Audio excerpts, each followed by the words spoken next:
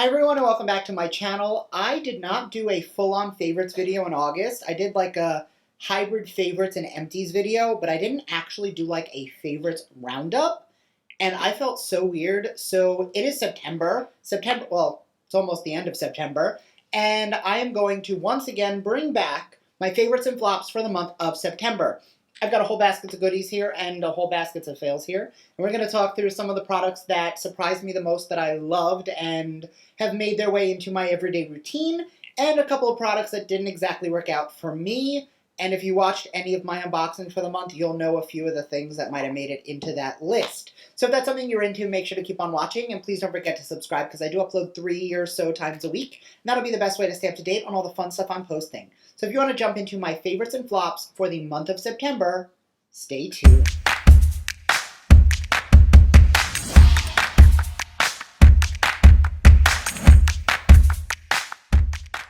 Alright, so I'm going to just separate my piles so I have favorites on one side and flops on the other. There are a few of both, which I think is surprising because I don't normally have a lot of flops. I think what I do differently that, I don't know if it's a good or a bad thing. If I find a product and I don't like how it prepares or how it works or performs the first time, I will try it like 3 or 4 times and find a way to make it work. And it's not always the product, sometimes it's just a different application technique. So when I have flops, it's because I don't like them, they do not work for me, and I've tried a few different ways to make them work. So I'm going to start off with favorites, and the first item for the month came out of a Boxycharm box. This is the Hip Dot Zion palette. Now, I did, I think, 2 different tutorials with this palette, and I love the way these colors worked out.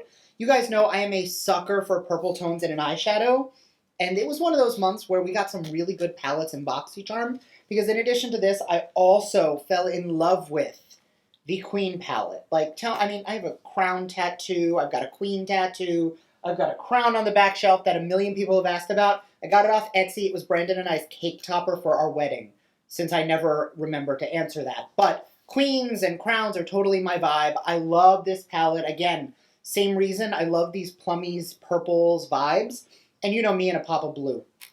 Beautiful palette. Another product I've been loving actually came out of an Ipsy. This is the Sydney Bathers and Nomad cheek palette. It is the Kiss of Sun palette. I'm wearing this on my cheeks today. I love the way this performs. I think it's just so beautiful. It gives you this soft, ethereal glow.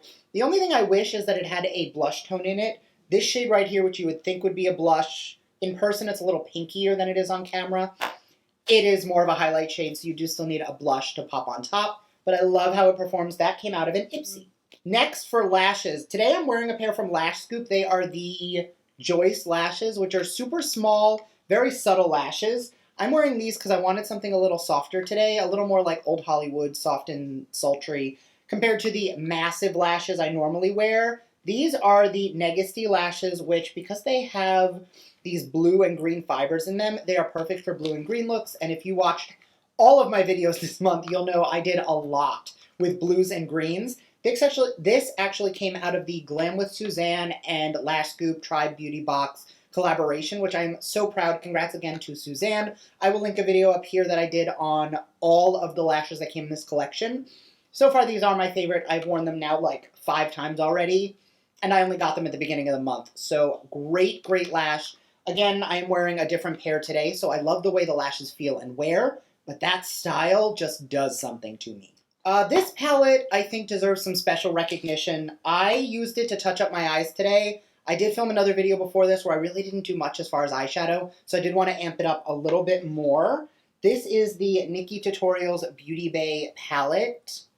I love the way this performs. I love the way this is. Like, the fact that you get the pops of color and the grungy side is just so beautiful. All I did today, on top of what I had already done, was a tiny bit of 5 a.m. right in the outer corner of the eye. That's it, just to amp everything up a little bit. I will link the video I did with this as well. Me and Jadi G did a first impressions demo. We each took half the palette and did a whole look. A couple of you did mention in that video, because I did say, don't share eye makeup, don't share makeup, and if you're going to share powders, sanitize them. So during that video, we did not share shades, and then I keep 2, but these little mister bottles I got off Amazon, I keep them on my vanity. They're right over here. One of them is filled with Cinema Secrets Brush Cleanser, which I've spoken about for years. Amazing way to clean your brushes. The other is isopropyl alcohol. When you're sanitizing your palettes, you would just take the alcohol, mist it over the top, and then let the alcohol dry. You want to use a 70% alcohol because that will take long enough to dry that it will disinfect and kill any bacteria on the powders. 90% is good for like quick cleaning brushes and stuff if you're going to like submerge it, but you don't want to use a 90% on your palettes because it will not sanitize by the time it evaporates and dries. And then once it does dry down, your powders are perfectly fine. There is no issue with formula. There's no issue with quality. It works beautifully, and it's a great way to refresh. When I find a palette that, and I keep this here just so that I can regularly just sanitize something if I'm using it or I haven't used it in a while or I'm about to put it away. And if it lives here, I use it all the time. If it lives on the shelf, it's more of something I have to go seek out. So before it goes into the shelf, it just gets a quick little spritz, sits open, and then I will pop it back there. It'll only take you like less than a minute to dry. The last eyeshadow palette we're going to talk about today came from Pixie. This came to me in PR, and it was the first PR package I ever got from Pixie. This is the Hazelnut Haze Eye Effect palette they did just recently launch. I did a whole video and look around that sage color right there. And let me tell you, first off, with the green lashes, it's like a match made in heaven. But I love green eyeshadow because my eyes are very hazel. In certain eye looks and in certain lights, they look brown. In other lights, they look green.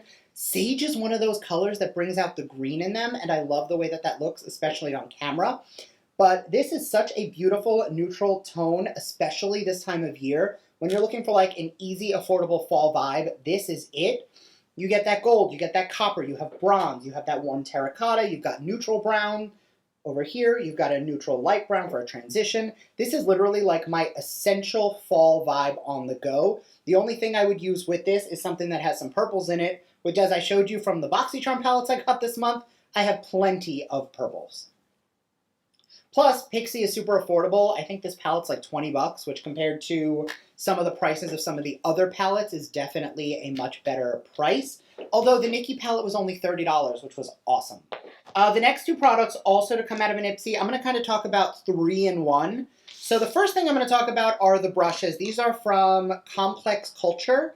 This one came in my Ipsy. The other one did not, but I got it from a friend of mine because she had a spare. And I love the way these brushes feel. They are so soft. I love them. This is the Press and Set Bronzer Brush, which I'm also loving. See how it looks like it's brand new? That's going to be the other item I'm loving this month. I got them off Amazon. They are the Smile Life Makeup Brush Protectors. It's these little nettings that I purchased. It was like $6 for a 60-pack. And I noticed that I keep my brushes in a little cup here, and they kept getting covered in cat hair. So I washed all of my brushes, popped them into these little sleeves, and then every time I go to use them, it's like the brush is brand new. Now, I do have a cup for dirty brushes. I don't net a brush once it's been used, which is why this one you can see is used, and it's going to go in that cup. After I wash and sanitize the brush, I will pop it back into the sleeve. First off, it keeps cat hair out of it. Second, it allows the brush to keep its shape. We've all had those brushes, whether they were like leaning on their side or if they're in a cup, they're on top of each other and they just lose that shape. Keeping them in these little nets for me when they are clean and in between cleanings just makes it so much easier. I don't do it for eyeshadow brushes because obviously they're much smaller.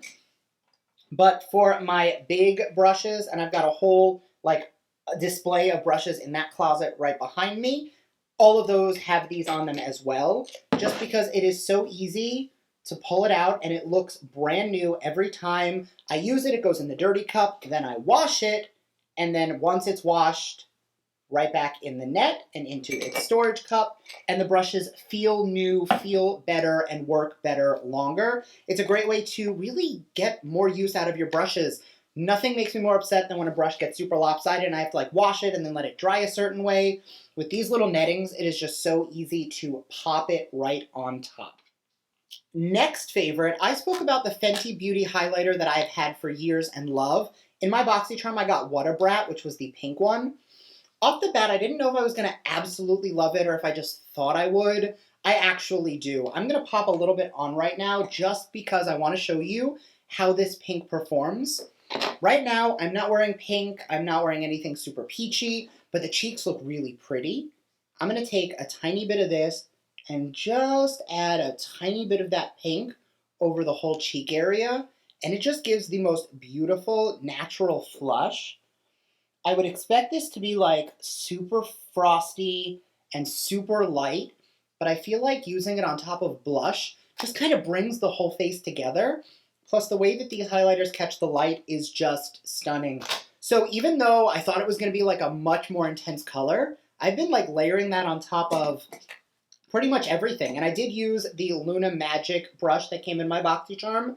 This has become my new favorite highlighter for just getting right under the brow when I'm highlighting, just to keep everything nice and tight. And then I just grab my blush brush and blend it into my blush, just so that the whole cheek looks uniform. So another brush, I don't know why I didn't have this set aside for a favorite, but it definitely is. I'm going to jump into my flops now and then come back for my last favorite because I don't like ending on a bad note.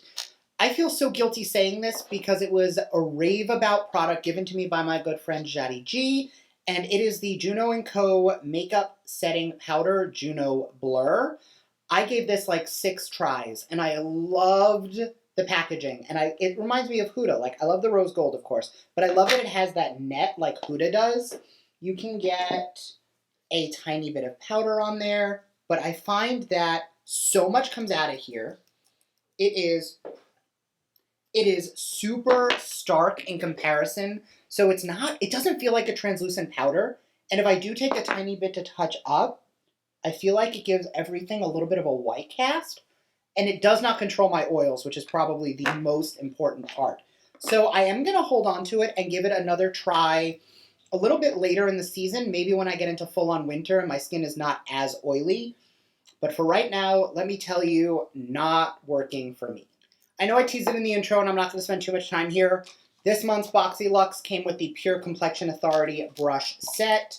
I used them, I hated them, I washed them and put them right back in here. If I have any friends with young children who want to play with brushes, that's for them, because this is not...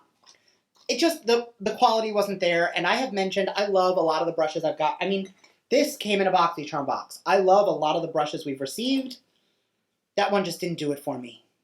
Next, coming out of this month's Ipsy was the Trusty Color Contour Cheek Stick. This was, there was like no pigment to it. It took me no time to blend it out because it basically blended into nothing, and it was very, very yellow. So unless you're really warm and really fair, this is just not going to work for you.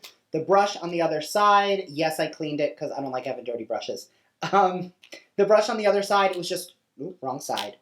It's just too small to really blend out. It just didn't work for me. You guys know I prefer both a powder bronzer as well as a massive ass bronzer brush, just to really go in and keep everything nice and fluffy and diffuse. And it makes everything look more natural. I get that some people like that like super contoured stripe. I don't. So that's going to be a pass for me. And the last flop, which is something I do need to try a little bit more because I really have only worn it once or twice and I didn't love how it performed. This is the Tarte C Surfer Curl Mascara.